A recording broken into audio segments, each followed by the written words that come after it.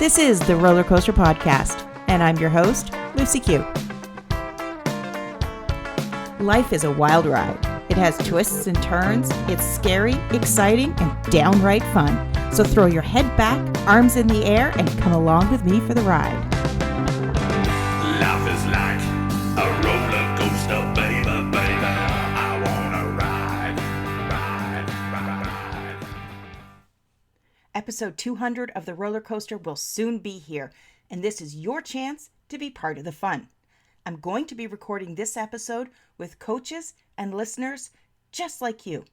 If you want to be part of the fun, head over to nectargrowth.com.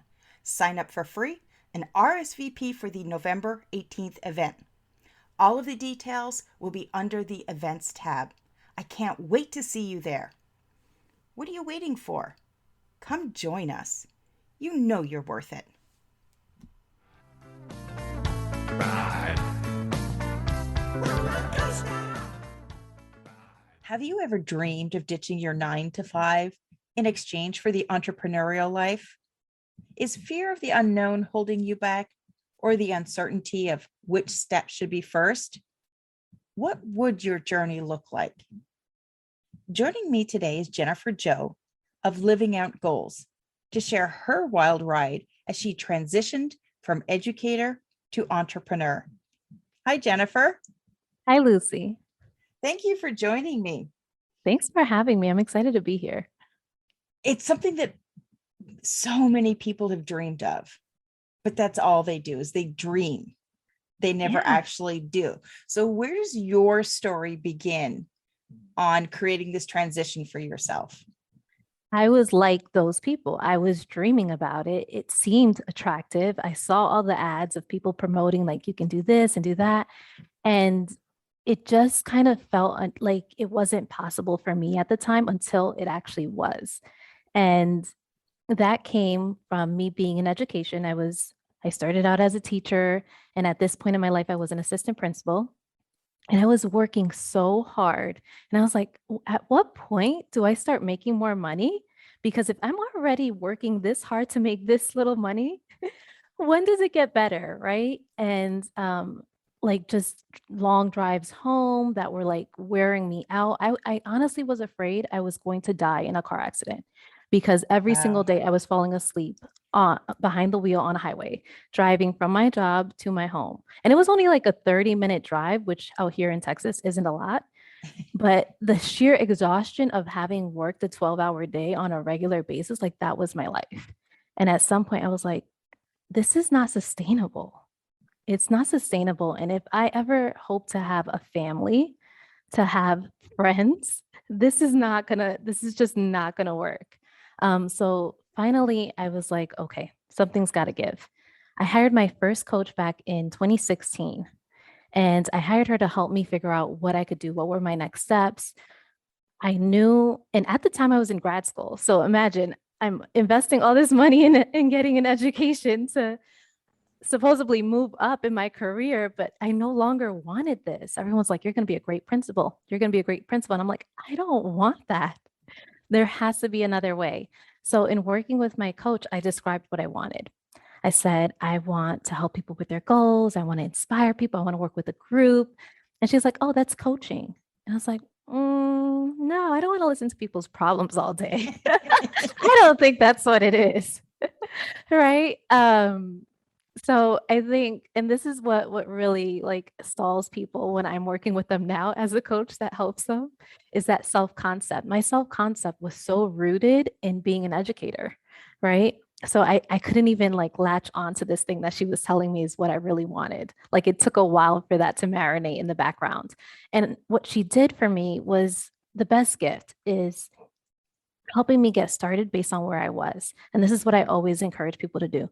What can you do right now where you are in your position to help you move just a little bit closer, right? A little closer to what I wanted. And that was starting a blog. So that's where the name Living Out Goals comes from. It's the original name of the blog about all the goals that I had and how I achieved them. That's where it began. And so I was like, okay, I'm just going to start a blog. That's my job. That blog then turned into a meetup. I'm not sure if you're audience is familiar with meetup.com, where people host events. So I was hosting monthly events and brunches, coaching people in that way and supporting them. And then it moved into a Facebook group. And then from there, I was like, okay, Jen, at some point, we got to get serious about this coaching thing. Like, if this is what we're going to do. However, I was working and I was like, I just need to get out. I just need to work from home. Like, this is taking too long. I'm not, ready to start charging. So, what did my brain do? Hey, let's find a different way to be an entrepreneur. What do we already know? So I had like a side hustle, I guess. And it's not really a hustle because it was a legitimized business. I was writing curriculum on the side for a school district. So I was an assistant principal and I was writing curriculum on the side. And I was like, if I just do more of this curriculum writing thing, I could work from home. I could have enough to cover my bills. I won't be driving on the highway extremely tired. I can be an entrepreneur. This is how we will do it. So I did that. And it was horrible. It was absolutely horrible. And it was like the best lesson. How was it horrible though? Because I hated it. Like I was waking up with dread, and I did it well though, right? Because I had all this experience. Like I had done this kind of work before. So it was easy for me. I felt super confident in my zone to be able to do this. It's a skill that I have that I love, but I didn't want to be doing it for them. Like I knew I was meant to be a coach. I already knew that in my heart. And here I am settling for something that felt safer, that felt more tangible. But it did allow me to make that transition. So I'm very thankful for it because that was the first step. It got me out of the school building. It got me working from home. I was home with my dog. It was good. But it was not what I was meant to do. It wasn't. And I knew it in my heart, like I was supposed to be coaching. So I made some drastic changes to ensure that I got back on track with that coaching that I wanted to be doing. I went and I got certified. I shut down the curriculum business. I was like, nope, we're not doing that anymore. I went back to the school district that I left because I left in a rush. Like I left, I was like, oh, I'm done. I got to go. Right. So this time I wanted to be more strategic. I wanted to feel secure and not have that sense of like insufficiency that I felt when I had the first business. So I went back and I actually took a job doing the things that I did like, which was coaching. So I was coaching teachers. So I would go in, I'd coach teachers around, their delivery of a lesson, their classroom management, all the things. So I felt really good about that. I didn't like that they did also have me writing curriculum. Go figure, I shut down my business and then they have me writing curriculum. Pull you back into that, eh? Right? They're like, no, you do this really well. I was like, it was fine though. And I committed that I would figure out how to be a coach full time. So when I made my first sales, like I literally made less than $2,000 and I was like, I'm going to quit my job. This is amazing. I can make money as a coach. I know how to do it now. So I set a goal that I would quit my job. I set the date, I put it on the calendar, and I was all in at that point. And I mean, I was all in to the point where I sold my house. I had a huge home, a 4-bedroom house. I sold it. I moved into a tiny little apartment. I said, you know what? I have my savings.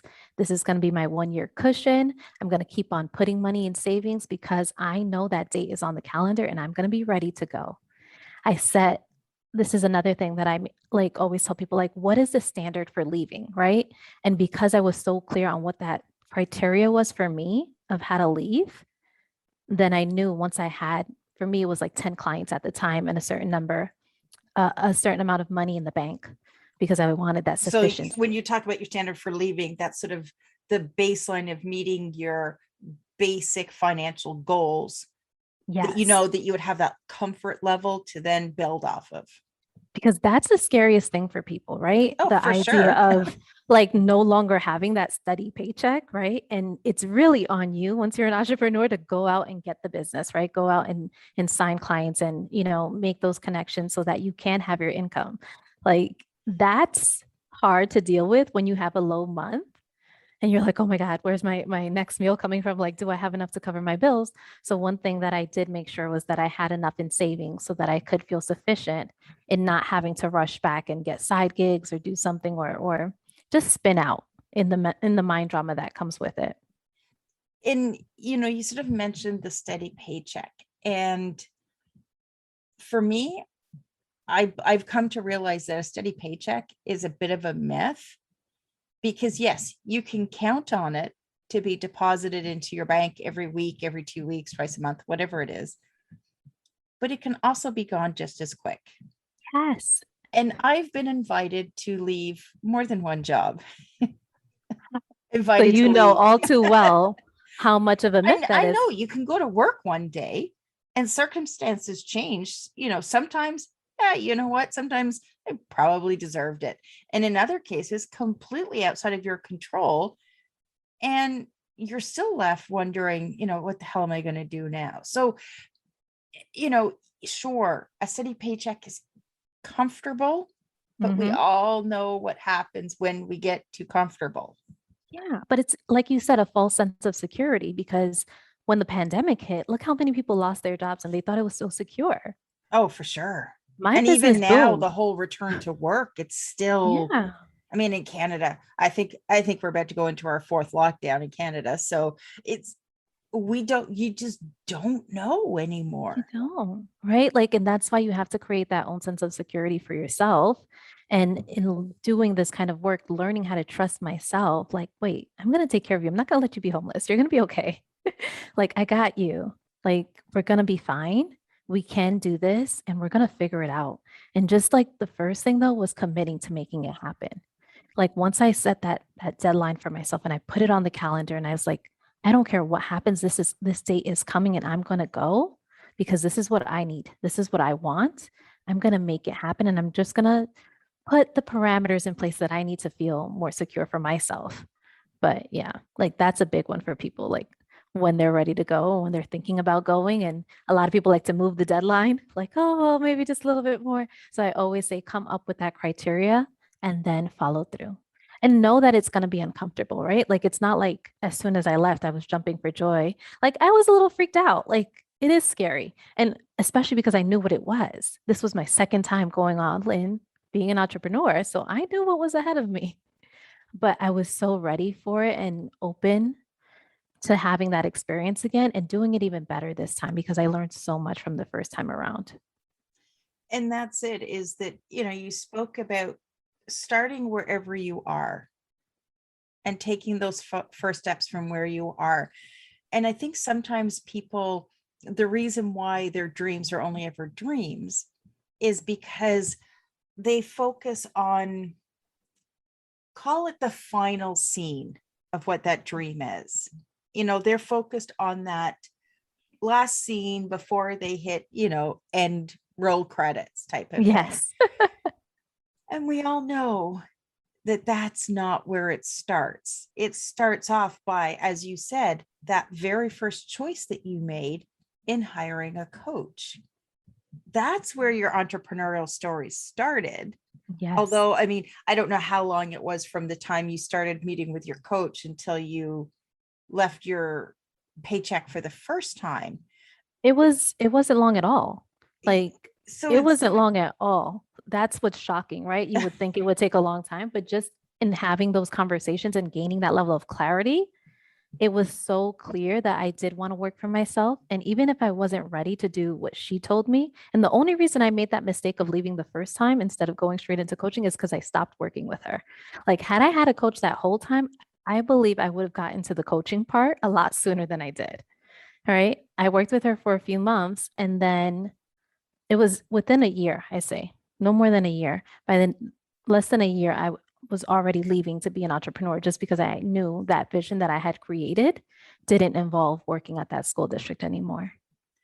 yeah. And, your vision, although you had this grand plan in your mind, it started with those first steps of hiring the coach, of exploring what you did and didn't like. Because, a lot of people would maybe say that that first entrepreneurial venture, some people would say, well, that's a failure. And it's No, not, because it's definitely you not. learned some critical things in that. And you also got a taste for what Mhm. entrepreneurial life was. So when you sort of went back, you came back at it with a better and stronger plan. Exactly. I think a lot of people are waiting for it, like you said, the end scene before they roll the credits, and they They think wait they for need to start perfection. there. Yeah, and they think, oh, but once I have these things in place, then I'll feel confident and I can go do it at this level. And it's like you don't ever start there. Like you're watching people do the thing that you want to do, and you're watching them on chapter 20, and you need to write page 1 of your book, right? Like go back there. And one of the best things that I think is like if you I don't know if your people are like into Instagrammers, like go all the way to their All the old way back. stuff. Go all the way to their old stuff before they had the fancy cameras and the graphics and everything. Just notice where they were in the beginning, right? Like this is where you are, and that's okay. Well, everyone started off with their first subscriber, their first podcast, their Yes. first Facebook Live. Everybody starts off somewhere. And it's funny because, this is going to be, I think this is episode 191. Oh, nice. So, and I'm making plans for episode 200. I only went as a daily podcast in May. So in that time, I've already hit episode 100 and I'm planning on hitting episode 200. But if I rewind all the way to the beginning, go back and listen to my first podcast, I had no clue. I was just calling up people I knew. Hey, I'm putting together this podcast. What's it about? I don't know. I like to talk. Why don't you come over? We'll figure it out. Let's just have a conversation, right? And that's how it started. And it took the time for me to explore who I am, what I'm doing, and what was going to work. And more importantly, what was not going to work for me. And I think knowing the yeses and the nos in the equation is just as important as, having the initial idea. Yeah, I think too many people want like that perfect blueprint, and they're like, no, no, no, but give me all the steps ahead of time so that I know. And it's like, no, here's step 1. Go do step 1. I'm like From that. there, yeah, oh, we all want it because we're like trying to It's a race. mitigate the risk, right? Yes. Yeah. It's about We're being like, if I just comfortable. And it's like, knew, no. give me all the steps. Let me get it done. Let me get it done. And it's like, and that's the funny thing is when you're on this journey, that's what you have to do is you have to appreciate that it's a journey. It's not a race. Yes. And in the journey, we have these side adventures and these different things that come up. But that's what makes it such a beautiful experience. If you're just running your way through to the finish line, you're going to miss the scenery. Yeah.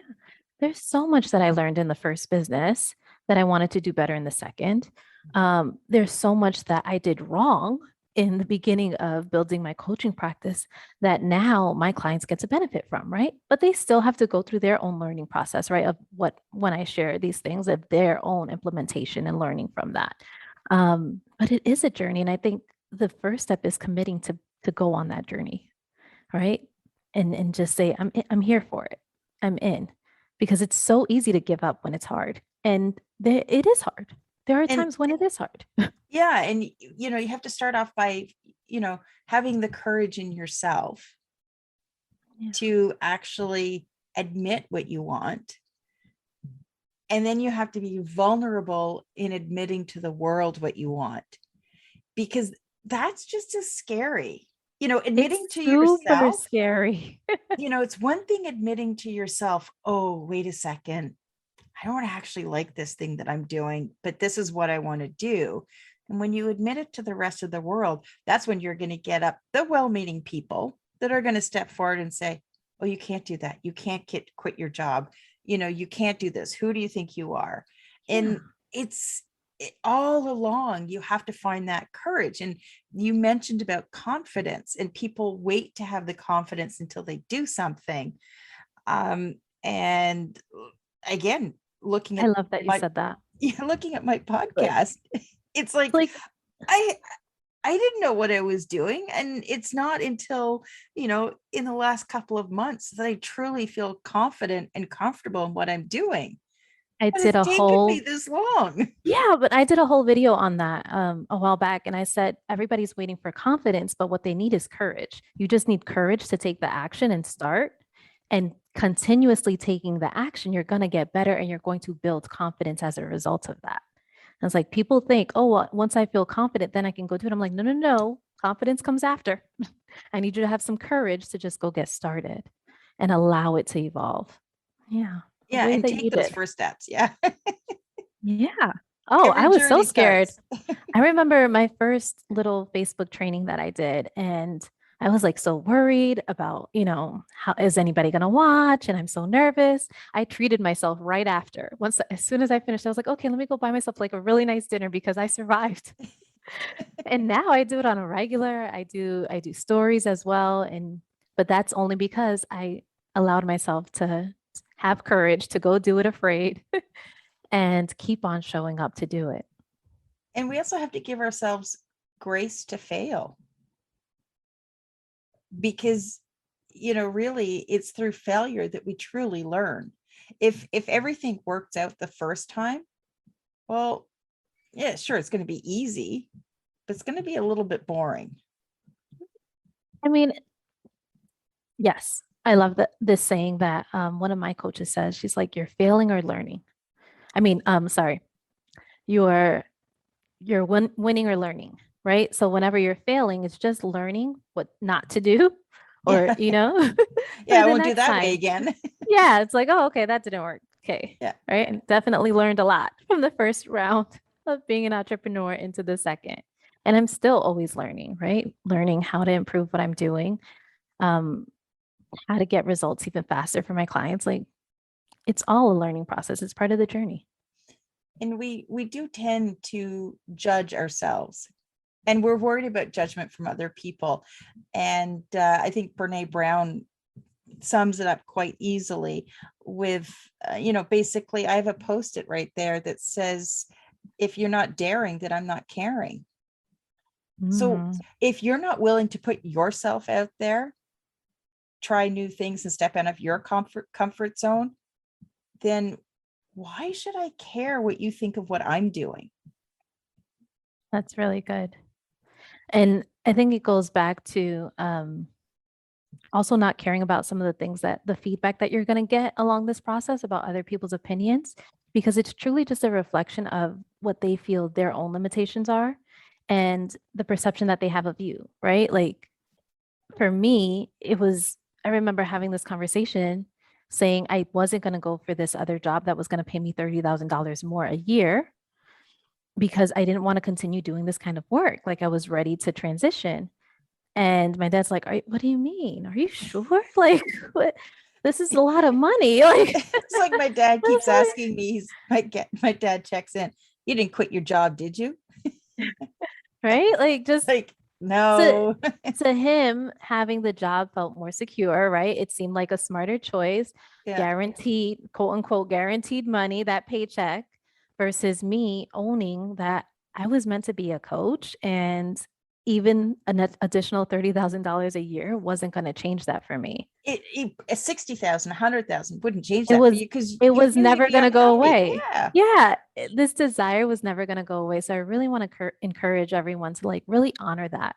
Like tune into that, listen to that, and ask yourself, do you believe that that feeling is going to go away? Yeah. Because if not, then you probably should do something to act on it because it's Yeah. still nagging at you this whole time. And I knew that was coaching for me. And our kids, they're adults, they're 19 and 22, they're finishing up college. And we've parented them very differently. We've taught them to, you're not going to school to get a job, you're going there to learn. And we've taught them that you need to look at different revenue streams. So getting a paycheck is not the answer. What are different ways that you can earn money? So you have different buckets, so that if something happens to one of those buckets, you're not, you're not up shit's creek. Yep. You still have something. And they're 19 and 22, and we're already starting to encourage them, like, start your own business, start a website, get out there and go do stuff for people. make a few bucks on the side. And that's what they're doing. And in I fact, love that. my oldest, he actually quit. He's in college. He has a part-time, he had a part-time job working retail, and with COVID, it was on again, off again. And he actually he had some savings, and he decided to stop working retail while he's in college, focus on college, and then focus on doing side gigs in his areas of interest, so that Yeah. he can build on that skill set now while he's still in that comfort of being in college and having sort of that college culture life around him. That's amazing. Like, I think about that too. Like, I'm not a mom yet, but I'm like, I don't know, when my kids are old enough, if they're not ready to go to college, that's not the path for them. I think I'd be open to showing them different, ways to do something. But I love that right? Like, you can go to college and you can create money in this other way, right? Like, you can have multiple streams of income. And I think I love if they that. had taught that to us If, when right? we were in school, How much further but it's along would like, we be? oh, well, they drive into your heads. But I mean, it's the formula that they want us to follow. It's the happiness formula the society has been ramming down our throats, that suddenly everyone's waking up going, I followed your formula and I'm not happy. Right? Doing But it for years. yeah. And I mean, I know people that have lived their entire life living a life that was not theirs. And they get to the end and they realize, well, maybe I should have done it differently. I heard the saddest thing recently. It was like, I guess it was on a podcast. I listen to so many podcasts. Where she was saying, like, a lot of people at the age of 60 start going after some of their true desires. And Yes. automatically when you hear that, you're like, oh, okay, because they were tired and now they really feel like they have the time to do that. And that's not the case. It's because it's the point where their parents have now passed, so that judgment is no longer there and they feel free to do what they want. That broke my heart. So many people just waiting so long to start living authentically, doing work that they love. You can do that Yeah. now. Yeah. And that's it, is that, our parents, my parents, were from England, and they were both born. Well, my dad was born at the end of World War II, but both, post World War II in England that was ravaged by the war. And, they have that mindset. They have that mindset of, you go to school, you graduate, you get a job, you get married, you buy a house, you do this, you do this, you do Yeah. this. And that's great. That may have worked for you. But, I'm a little bit later to the game in realizing that, hey, that's not the life I want. But I mean, I look at it, I still probably have another 30 working I years was in gonna me. say, I was like, So, I don't think you're that late to the game. well, I'm on the upswing to 50. Yeah, still. So but I still You look still at it. got I'm plenty like, of time. it's one thing I've always known about myself, that to retire and just stop working, I don't see me ever really doing that, because there's certain aspects of business that I love. So why wouldn't I go out and find something that blends in with my areas of interest that I can continue to do for the next 30, 40 years? Because you love it. But so many people are out here not loving their job. They're doing it for the paycheck. Yes.